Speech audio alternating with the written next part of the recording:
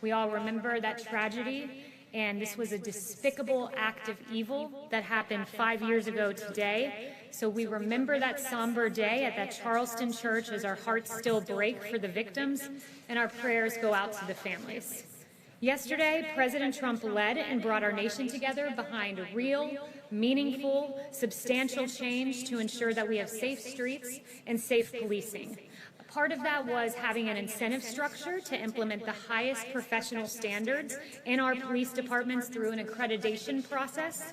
This accreditation entails making sure you have de-escalation practices in place, use of force tactics in place. Part of that is prohibiting chokeholds, except in the event where lethal force is used. It also incentivizes information sharing and makes sure that if you have an officer who's had multiple uses of excessive force, that information is sent to a national database. And then finally, another prong of this was having co-responders who are enforcement officials often have to deal with mental health, homelessness, and addiction, and having a co-responder who is an expert in this process will go a long way. This is progress, it's tangible action, and it's solutions. And today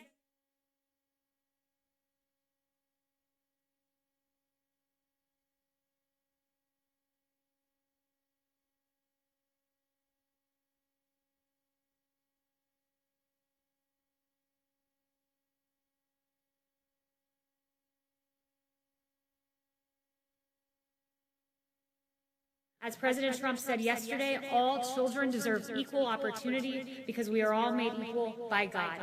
That is so true. First, let me point out that I have sat across from a police officer family that lost their loved one. I saw a little girl named Charlie who will forever grow up without a father, who will forever grow up without a father for prom, for the father-daughter dance. And it was heartbreaking to know that she lost her father, who was a valiant hero. But yesterday, I sat across from families who lost their loved ones in mass instances of injustice.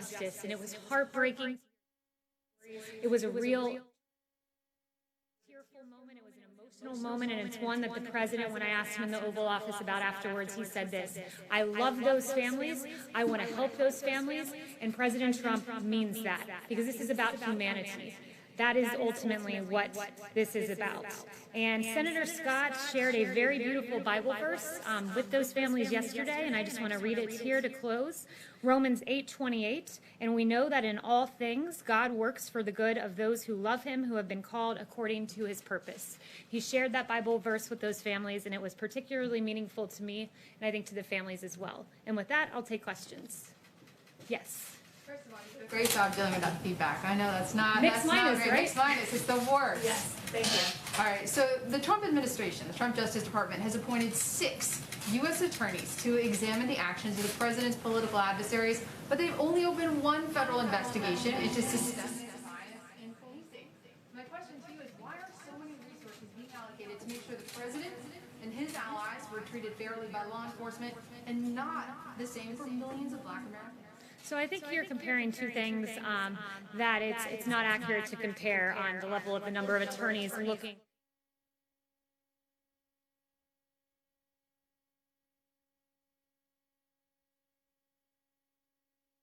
Full of lies funded by Hillary Clinton and the Democrats. It was an injustice to the American people who elected President Trump as President of the United States, who is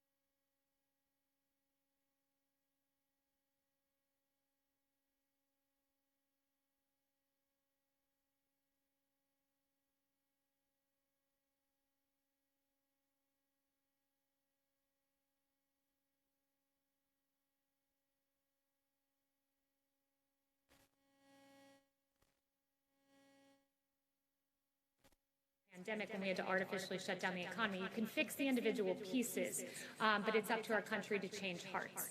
Yes. Does the president talked about chokeholds yesterday. The bill that's been unveiled by the Republicans, Senator Scott, on Republicans, does not ban chokeholds. Does he think it should?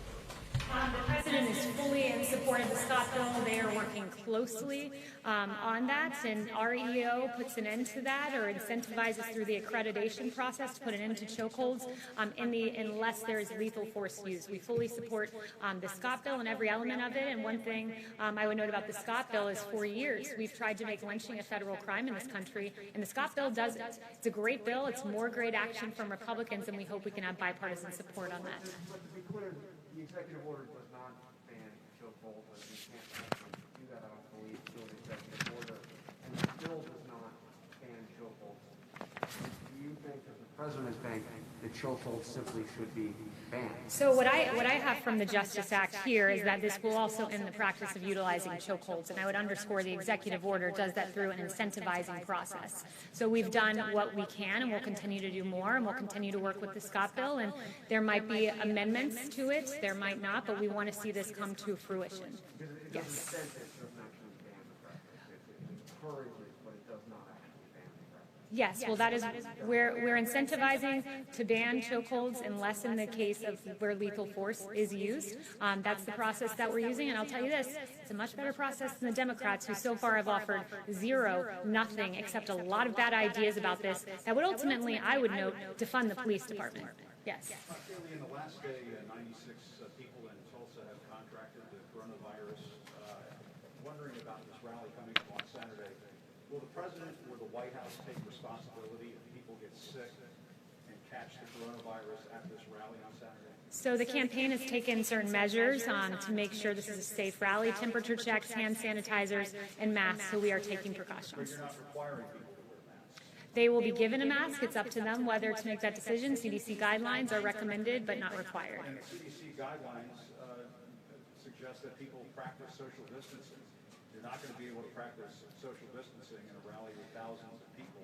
So aren't you, in essence, bringing people to a rally where they won't be abiding by those guidelines? It's the personal choice of individuals as to what to do, but if we want to talk about internal coherence, I believe that the media needs to work on internal coherence. This wonderful New York Post story, I don't think Stephen Nelson's here, but good job to the New York Post, highlights the hypocrisy of the media where this is okay, protesting, this is not okay, Trump rallies. It's really remarkable, and I think the American people have taken notice when, for instance, NBC tweets at 4:05 p.m. On June 14th, rally for Black trans lives draws packed crowd to Brooklyn Museum Plaza, seeming to be lauding the protest. And then less than an hour and a half later, they say President Trump plans to rally, but health experts are questioning that decision. CBS had a similar, logically inconsistent tweet. Protesters protesting against injustice, against racism and police brutality. This is a rally, a political rally. They're not going to be demonstrating for any kind of cause other than supporting the president. And I go back to my original question: will the White House, will the president take responsibility if there are people who catch the coronavirus and get sick? As Jim, you know, you've been to these rallies. So have you, by the way. Go to the rallies. I've been to them Yes. too. Are elderly, probably have pre-existing conditions that might put them at risk for serious complications if they catch this virus. So first, let me know, you've been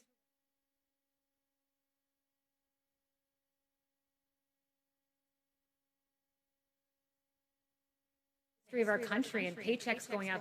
We rally that HBCU funding for historically black colleges and universities is permanent because of President Trump. We rally, but to say no, because you, Jim, you suggested that we don't rally on behalf of anything. So let me note one more thing. We rally on behalf of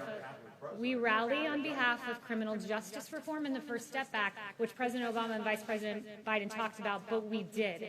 And I would note this: if we want to talk about the efficacy of what we're doing, 1,300 health experts signed a letter about the protest saying, we do not condemn these gatherings, we support them as vital. So you have the health experts on one side saying this, and then all of a sudden a Trump rally is different.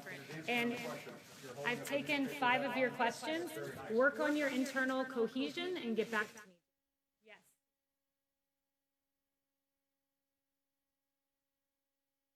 questions. And last, I said to you we are taking precautions. I said to you we're taking precautions. Mask, hand sanitizer, Zeke. Kayleigh, so for attendees at this rally, the campaign required them to sign a waiver to waive them of liability, acknowledging that there's an assumed risk with going to that rally.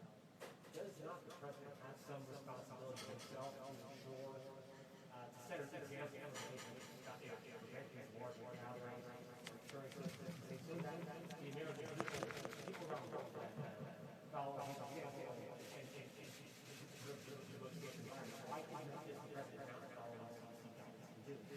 We are doing temperature checks, hand sanitizers, masks. When you come to the rally, as if any event, you assume a personal risk. That is just what you do. When you go to a baseball game, you assume a risk. That's part of life. It's the personal decision of Americans as to whether to go to the rally or whether not to go to the rally. But I would note that this concern for the rallies has been largely absent when it came to the protesters. People really note when CBS says thousands participate in a rally and a silent march for Black trans lives, and then this is more than an hour and a half later, President Trump moving ahead with the rally, serious risk of spreading coronavirus. It's really inconsistent. The media seems to not be interested in health so much as ideology behind certain events. So, for instance, you go and the lockdown protesters were widely condemned by the media who were protesting the lockdown. But then all of a sudden, this protest for Black Lives Matter is lauded. It makes no sense. Ideology is driving the line of questioning in many of these cases, when it should be, if you're focused on science, you should be out there asking these same questions about the protests. health officials here, local officials, mayors in the northern states, many of these where they're having encouraged those who attend those who are the others to get tested 4 or 5 days after the event. Does the president want attendees that was overall on Saturday 4 or 5 days later to make sure that they didn't get the virus there, and who should they inform if they do come down with the virus after? It's their personal decision as to whether they want to get tested after, but I'd note testing capability is thanks to President Trump. 23.7 million people tested in this country so far. That's an extraordinary number. So testing's out there and available if someone chooses to do that. Jen. Has the White House been monitoring this outbreak of violence between Indian and Chinese troops, and the White House president getting on the phone and talking to relevant countries?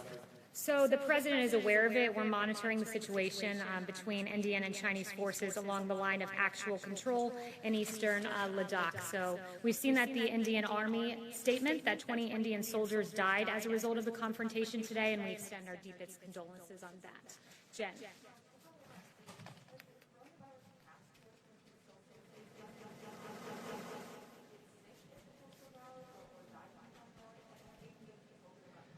The Coronavirus Task Force, they're meeting today. I would first point that out. They meet regularly and they monitor the whole country. So they don't zone in on a Trump rally, they zone in on the whole country and analyze it through a database lens. They look at the entirety of the country. That would include the state of Oklahoma, but they look at all 50 states in close consultation with governors.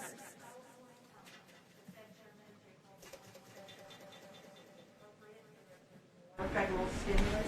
Does the White House have a comment on his comments? It's something that's being looked at, of course, at phase 4. No announcements on what those elements would be, and wouldn't want to get out ahead of the president. But I would note that this economy is robust and growing and coming back stronger than anyone could think from this because of the president. I mean, you look at retail sales surging 17.7%, unemployment insurance weekly claims falling. We have the fastest growth rate in American history in the third quarter, so we artificially shut down the economy, but we have a robust recovery happening and taking place, and that's thanks to President Trump. And there are a lot of good metrics, like new business applications skyrocketing, small businesses now opening at about 80%, Apple Mobility Index, that's practically pre-pandemic levels. So there's more work to be done, and phase 4 will address that should it take place. But we are encouraged by what we're seeing, that the Donald Trump economy is coming back, because ultimately investors and business owners have faith in this president. Yes. Jeff. Thank you. You mentioned testing just now. The president has also both been tweeting and saying publicly on Monday that if the country just stops testing, that there would be no, or virtually no cases left. That doesn't make sense.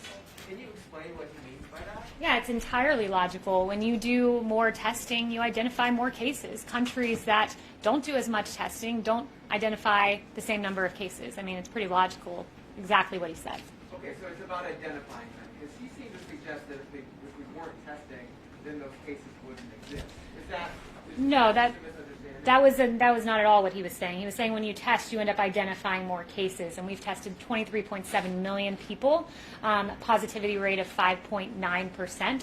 So we are in a good place when it comes to testing. And just along Yes. those same lines, the Vice President today wrote an op-ed in the Wall Street Journal playing down the prospects of a second wave. Is the White House just confident that there's not going to be a second wave of the coronavirus? The White House is confident that we have enough testing to identify asymptomatic individuals, that we have therapeutics that are promising, that we are working on a vaccine with Project Warp Speed that we hope will be there by the end of the year and we think will be, and we have a robust public-private partnership that has shored up America's supply chain. So we are in a good place, and that's what the Vice President was noting. John. Thanks a lot, Kayleigh. Two subjects. The first question has to do with the lawsuit that was filed against John Bolton, the former National Security Advisor, by the Department of Justice yesterday. The DOJ did not file a lawsuit against Simon & Schuster, nor did it file an injunction against the publisher. Why not? Do you still expect this book to hit bookstores, to be on Amazon, to be available for people to read on the 23rd of this month? So that, as to why they went down that particular path, that's a question for DOJ. But what I would note is this book is full of classified information, which is inexcusable. Former National Security Advisor John Bolton should know all too well that it's unacceptable to have highly classified information from the government of the United States in a book that will be published. It's unacceptable. It has not gone through the review process, and that's where we currently stand. And I refer you back to Barr's comment on this, which is we don't believe that Bolton went through that process. It hasn't been completed, the process, and therefore he is in violation of that agreement. That was part of his quote from Monday. Then on the other subject, the executive order the President signed yesterday, during that event, in his comments, he acknowledged that there are indeed bad police officers. Is the President opposed to the idea of removing qualified immunity for police officers, even bad police officers? Yes, so qualified immunity, let me note, is a total and complete non-starter. What qualified immunity would do is it would really enable the police in this country to do their job. That's in the Democrat bill, and I'd argue this, Democrats, they say defund the police, defund the police. We hear that from Congresswoman Ocasio-Cortez and Congresswoman Omar and others. Well, what does the Democrat bill do? By removing qualified immunity, what you're essentially doing is not allowing police to do their job. There would be a decrease in policing in this country. Our streets would not be safe. What President Trump has done is worked with law enforcement to improve law enforcement, to ensure that the bad cops that exist are pushed out of the system. The overwhelming majority of cops are good, so we've got to address the handful that are bad, and that's what the President's order has done. But taking away qualified immunity would make the streets of this country a whole lot less secure. Just look at what happened when we didn't have ample law enforcement out on Lafayette Square. A church burned and multiple officers injured. So how do you handle a situation, Kayleigh, of a bad police officer hiding behind the shield of qualified immunity? Look, I would note that also the court has litigated this pretty strongly. It's been adjudicated. The Harlow court, in that decision, Harlow, the Supreme Court, talked about achieving a balance between allowing victims to hold officials accountable while also minimizing the social cost to the whole, the cost of police officers, for example, pulling back. So the Supreme Court has litigated this for decades and has approached what they think is the appropriate balance with qualified immunity. And I think it would go a long way just doing what the President did yesterday, having that national database of offenders so we ensure that a police officer doesn't leave one department and then go to another. Francesca. Thank you, Kayleigh. You outlined the White House's position on qualified immunity, defunding the police, but you also said earlier that the Democratic bill is full of bad ideas. What are the other quote-unquote bad ideas besides those two that the president would not sign a policing bill if they wound up in the final version? So one of the things the bill does is it undermines due process. The Democrat bill would undermine the due process rights of every officer by making pending and unsubstantial allegations available to the public, causing reputational damage based on allegations alone. That's a really good example, because what our database does is once a claim has been adjudicated, we know something was done wrong, it goes into a database that remains private. It protects privacy of the officers, but it is utilized to ensure that officer does not get to go to another department. What the Democrat bill would do is someone submits an allegation, well, we're going to violate the due process rights of this officer and put it into a system. We have to balance everything in this situation, making sure our good, hardworking, overwhelmingly good police officers are able to do their job, but ensuring that we do not have victims like the victims I heard about yesterday and the excruciating, painful, devastating stories of their sisters, of their mothers, and of their fathers. Sorry, one other question on that and something else. So you're saying those are the three? That's it? There's a number of things, but those are the ones that I've listed out so far. Okay, But there's a number of problems. And on the president's rallies, he's also said that he has rallies on the books in North Carolina and also Florida, two states that have seen recent spikes in coronavirus. Who told the president that it would be safe to have rallies in states that are seeing spikes right now? And we're confident that there are embers out there that exist that will be able to put out those embers. Florida has a great governor. He's done a great job so far. We work closely with Governor DeSantis, and we believe that we will be at a safe place. Yes. Kayleigh, Justice Gorsuch's decision from the Supreme Court this week against anti-LGBT discrimination was focused on employment civil rights law, but also the implications on housing, health care. How does the president want to see this implemented? Does he want it implemented as extensively or as narrowly as possible? So what the president says is he's read the decision, they've ruled, we live with the decision, and we live with the decision of the Supreme Court. So that's where he stands currently. And in terms of how it's implemented, DOJ will lead the multi-agency effort to help provide certainty to the regulated parties. I understand DOJ's role, but the president also has the opportunity to express his opinion and to lead, much like President Obama in 2013 said he hoped the marriage decision from the Supreme Court would be implemented as extensively as possible. What is President Trump's view on the appropriate scope of the Gorsuch decision? So DOJ will be guiding that entirely, so I will leave that to DOJ. And finally, has the president have any conversations with the DOJ about the implementation of the Gorsuch decision? Not that I'm aware of. He might have had one I don't know about, but not that I'm aware of. Question: does the president think that the Bostock decision is a win for civil rights? Sorry? Does the president think the Gorsuch decision is a win for civil rights? So one thing I would say, I haven't not talked to the president about that personally, but one thing I wanted to read was from the Kavanaugh dissent. There were some real concerns that this was a complete distortion of how we do statutory interpretation, and Kavanaugh lays that out very nicely. But one thing Justice Kavanaugh did say, and I thought it was a very powerful quote, is notwithstanding my concern about the court's transgression of the Constitution's separation of powers, which was a grave concern as a separation of powers point that the DOJ argued in court, it is appropriate to acknowledge the important victory achieved today by gay and lesbian Americans. So I thought that was a very good quote from Justice Kavanaugh. Yes. Alexandra. Thank you. On the plan to reduce U.S. troops in Germany, is there a timeline you can share with us? And could this plan be changed or softened if Berlin agreed to increase its defense spending? So the president addressed our American troop presence in Germany, and he said we're bringing that number down from 52,000, about what it's at now, to 25,000. And the rationale for that, he articulated, was that Germany is very delinquent in their payments to NATO. They're paying 1%. They're supposed to be at 2%, and even 2% is low. It should be much more than that. Michael. Would he change his plan if Germany agrees to increase? I wouldn't get ahead of the president on making that decision. Michael. Hi, thanks, Kayleigh. I have one question, and then I have two quick questions from colleagues who have sent to me as the pool person. So on my question, back when two White House officials were tested positive for COVID, we all reported on an email that went out to West Wing employees instructing them that masks were mandatory to be worn in the West Wing at all times, with the exception of being when they were sitting at their desks alone. Obviously, none of the White House people that I've seen today have been wearing masks at all.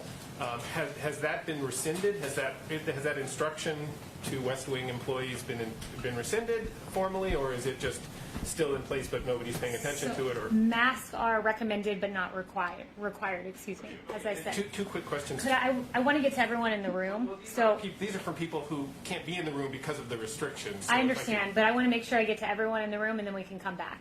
Okay. So, Rob. Can I just get a clarification on your equivalence between protests in the streets and the rally on Saturday? Is it the White House position that outdoor events carry the same risk as indoor events? It's our position that the media should not be making decisions about their guidelines to us about social distancing based on political ideology or what they think is the worthiness of the cause. My point is there are good scientific reasons for treating the two events differently. One is outdoors and one is indoors. Right, and there's not good logical reason for this, so that's the one thing I would keep going back to. And can I also yes, Owen. ask anything about the Secretary of State's trip to Hawaii to meet his Chinese counterpart? So I have no information on that. Owen. Yes. Blake. Different mask. Oh, sorry, Blake. They subbed you in. No worries, no worries. Good to see you, Blake. You too. A couple on the economic front. Earlier this month in Maine, the president was talking about Maine lobster, and he said the following. He said, if the European Union doesn't drop that tariff immediately, we're going to put a tariff on their cars, which will be equivalent. Can you give us an update on that? What is the status of potential tariffs on EU autos? I haven't inquired about that today, but I will inquire about that, and I'll try to get back to you before 5 if that works. And secondly, an infrastructure bill. Can you just sort of give us a broad outline of what the administration wants to see? Is that a reauthorization of the highway bill that comes up at the end of the year? Is that added on to a potential phase 4 stimulus? What does the White House want as it relates to I don't want to get ahead of the administration on our official plans for that. Infrastructure is something we've talked about for a long time, and it's something that we think that we could find common ground on, but it's up to Democrats to really come to us and make that happen. It's been mentioned as potentially a phase 4, but that's not in stone, but that has been mentioned. No formalized plans, though, on where infrastructure stands. $1 trillion? Is it $1 trillion? We don't have a number on that right now. Yes. On the Tulsa rally, can you give us a sense of which health experts the campaign and the White House consulted before deciding to hold it? Did anyone talk to the CDC about whether it would be a good idea? Look, we are taking every single safety precaution that we can, and again, I would note this is probably question number 10 on rallies, and while we appreciate the great concern for our rally goers, you should exhibit that same concern for the protesters who are out there who are not socially distancing in many cases and not wearing masks. Chanel. Thank you, Kayleigh. Going back to the international front on China and India, you just mentioned that the administration is monitoring the situation, but the president has mentioned that he would be willing to mediate the conflict between China and India now. If he were to do so, what does that look like? Does that look like a one-on-one conversation? Does that mean bringing the two leaders together? Has the president indicated what mediation looks like for China and India?